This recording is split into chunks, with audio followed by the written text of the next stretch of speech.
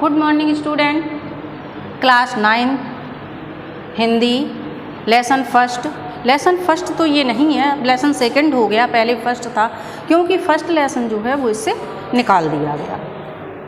कृतिका मेरे संग की औरतें। क्वेश्चन नंबर फर्स्ट, लेखिका ने अपनी नानी को कभी देखा भी नहीं, फिर भी उनके व्यक्तित्व से क्यों प्रभावित थी।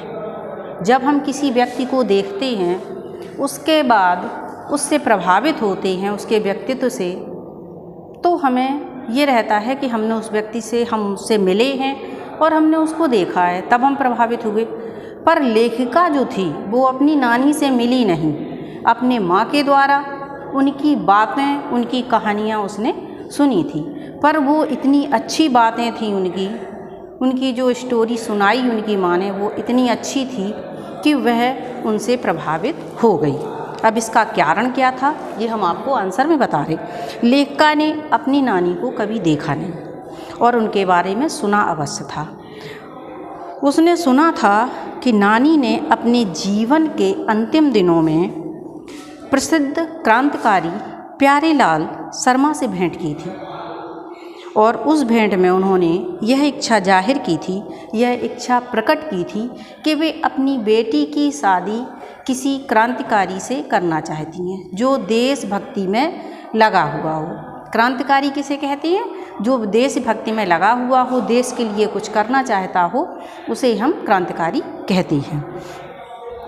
वे एक ऐसे व्यक्ति से शादी अपनी बेटी की नहीं करवाना चाहती थी जो कि अंग्रेजियत में लिप्त हो, जो अंग्रेज़ों के आचरण से प्रभावित हो। उनका कहना था भारत का हो और भारत के लिए, देश के लिए कुछ करना चाहता हो। ऐसे व्यक्ति से उन्होंने अपनी बेटी की शादी कराने की इच्छा जाहिर की। वैसे तो उनकी नानी थी जो बहुत ही पर्दानशी थी, पर्दे में रहती रहीं, इस कारण वे कुछ कर नहीं पाई। उनके मन में ये भावना बनी रही अंत तक। पर अपने जीवन के अंतिम दिनों में उन्होंने भेंट की एक पुरुष से मिलने की हिम्मत की और उनके इसी साहसी व्यक्तित्व के कारण उनके मन में जो आत्मा सुलग रही थी किसकी? स्वतंत्रता की, उसको उन्होंने अंजाम दिया। और लेखिका अपनी नानी के इन्हीं गुणों के कारण उनका सम्मान करती थी, अर्थात उनका आदर करती थी। क्वेश्चन नंबर सेकंड, लेखिका की नानी की आज़ादी के आंदोलन में किस प्रकार की भागीदारी रही। अब लेखिका की नानी की आज़ादी के आंदोलन में प्रत्यक्ष रूप से तो उन्होंने कुछ नहीं किया आज़ादी के आंदोलन के लिए, पर अप्रत्यक्ष रूप से उन्होंने, जो उनके मन में ये भावना थी कि मैं अपने घर की बेटी की शादी ऐसे व्यक्ति से करूं जो क्रांतिकारी हो, जो देश के लिए कुछ करना चाहता हो, खुलकर वे भाग ले नहीं सकी। इस कारण उन्होंने ऐसा, क्योंकि उस समय ऐसी परिस्थितियां नहीं होती थी लोगों के घर में कि लेडीज़ को या किसी स्त्री को इतनी स्वतंत्रता दी जाए कि वो बाहर जाके कुछ भी कर सके, अपनी मनमानी कर सके। तो खुलकर वे भाग नहीं ले सकी, परंतु स्वतंत्रता की भावना मन ही मन उनके पनपती बनी रही। उन्होंने कभी अंग्रेजियत को स्वीकारा नहीं, अंग्रेज़ों के जो माहौल था उसको उन्हें स्वीकार नहीं किया। जबकि उनके जो पति थे वे बहुत अंग्रेज़ों के भक्त थी, वे उसी प्रकार का आचरण करते थे जैसा अंग्रेज़ लोग। उनकी जीवन शैली जो थी, उठने बैठने का ढंग था, खाने पीने का ढंग था, सब अंग्रेज़ों से मिलता जुलता था। और उसने सबसे बड़ा योगदान यह किया कि अपनी संतान के अंग्रेज़ों के भक्त के शिकंजे से मुक्त करा दिया। उन्होंने शादी फिर किससे की? क्रांतिकारी से। अपनी बेटी की शादी एक क्रांतिकारी से करा दी ताकि बेटी और उसके बच्चे देश के लिए कुछ कर सकें। इस घटना में क्रांतिकारियों को जो उत्साह मिला होगा उसकी कल्पना नहीं की जा सकती, क्योंकि उस समय जो हुआ होगा उस समय के लोगों ने देखा और उन लोगों ने उसको महसूस भी किया। अगला नेक्स्ट क्वेश्चन है, लेखिका की माँ परंपरा का निर्वाह न करते हुए भी सबके दिलों पर राज करती थी। आमतौर पे जो माहौल होता है हमारे घर का, उस तरह का जो लेखिका की माँ थी, यहाँ नानी की बात नहीं, यहाँ माँ की बात हो रही है, माँ थी, वो वैसा आचरण बिल्कुल भी नहीं करती थी। वो कैसा आचरण करती थी? लेखिका की माँ की स्थितियाँ और व्यक्ति दोनों असाधारण थी। उनके व्यक्तित्व की सबसे बड़ी विशेषता यह थी कि वे स्वतंत्रता के आंदोलन के लिए काम करती थीं। उनकी सोच कैसी थी? मौलिक थी। लेखिका के शब्दों में वह खुद अपने तरीके से आज़ादी के जुनून को निभाना चाहती थी, किसी दूसरे के कहने से नहीं, जो उनके मन में था वे उसी हिसाब से कार्य करना चाहती थीं। इस विशेषता के कारण घर भर के लोग उनका आदर करते थे।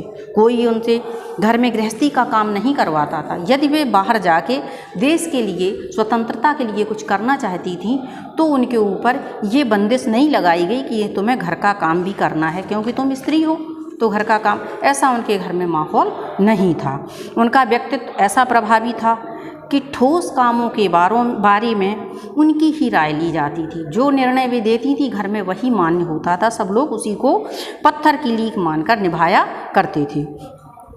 लेखिका की माँ सारा समय क्या करती थी? पढ़ने लिखने में, साहित्य चर्चा करने में, संगीत सुनने में अपना व्यतीत करती थी। वे कभी बच्चों को न लाड़ प्यार करती, न उन्हें नहलाती धुलाती, फिर भी उनके सब लोग सम्मान करते थे। उनके मान सम्मान के दो कारण और भी थे। वे कभी झूठ नहीं बोलती थीं और एक भी गोपनीय बात एक व्यक्ति की दूसरे व्यक्ति पे कभी भी नहीं कहती थी, ना इस बात की किसी दूसरे से चर्चा करती थी। अगर हमने मना किया कि आपको ये बात हम बता रहे, आप किसी से मत कहना, तो वो ऐसा कभी भी नहीं करती थी। इस कारण घर के सभी लोग उनका सम्मान करते थे।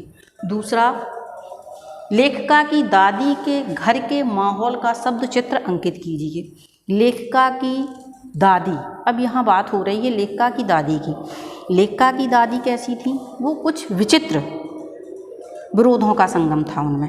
दादी के घर में विचित्र विरोधों का संगम था। परदादी जो थी लीक से परे हटकर कार्य करती थी। लोग मानते हैं मन्नत कि मेरे घर में नाती हो, मेरे घर में बेटा हो, तो वे उसको अच्छा मानती हैं। पर उन्होंने अपनी बहू के लिए मंदिर में जाके ये प्रतिज्ञा की कि मुझे चाहिए क्या? बेटी, मुझे नातिन चाहिए।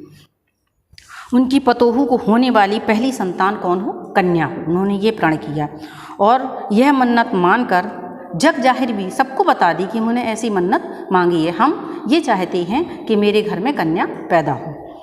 और उसके घर के अन्य सभी सदस्य जो थे वो कैसे हो गए, इस बात को सुन के हैरान हो गए। परंतु लेखिका की दादी ने कि इस इच्छा को स्वीकार करके होने वाली पोती को खिलाने दुलारने की कल्पनाएं भी कर डाली। लेखिका की माँ तो बिल्कुल ही विचित्र थी। वे घर का कोई काम करती नहीं थीं।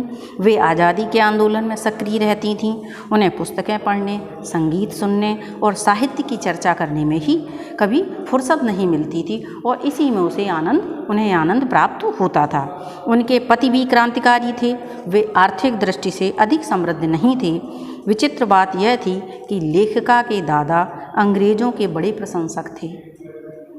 घर में चलती उन्हीं की थी, किंतु घर की नारियां अपने अपने तरीके से जीने के लिए स्वतंत्र थीं। कोई किसी के विकास में बाधा नहीं डालता था, कोई किसी के कार्य में हस्तक्षेप नहीं करता था, कोई किसी के कार्य में अड़चनें पैदा नहीं करता था। मतलब सभी स्वच्छंद थे, ये मान के चलो स्वच्छंदता में लोग अपना कार्य करते थे। आज के लिए बस इतना ही। आप इन क्वेश्चन को लिख के एनसीईआरटी की मदद से आप कॉपी में लिखें, नोट्स बनाएं। अगले वीडियो में आपको अगले क्वेश्चन करवाएंगे हम।